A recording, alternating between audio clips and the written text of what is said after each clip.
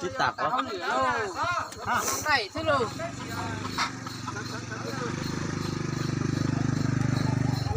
Chứ nhà cái gì khiết đúng không?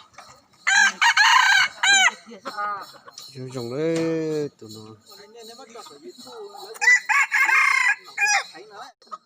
Được cái nó. Thấy tao số rồi giờ ít đồ ta cũng được thấy thế. Giờ cũng chỉ tôi cũng lát ta chứ. Hãy thiếu phải cho vào gì cản trở với tụi nó. Cái anh chỗ mày nhỉ kìa nó xài cái này. Cái chậu hả?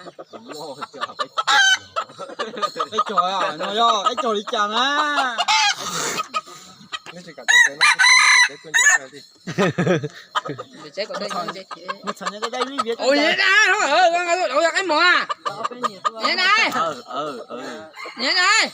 Đấy tụi có tao tất cả vô chúa. Giờ 4 giờ thấy 4 giờ. Thấy 4 giờ nhận như là chế.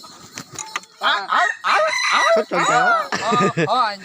Giờ trong mỏ 4 giờ nhận như là chế giờ xe đến giờ xe lúc lang rồi.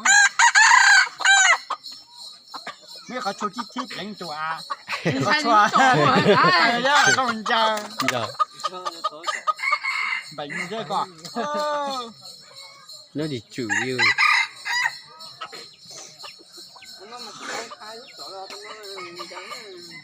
Cũng như là chế tay mấy chỗ khác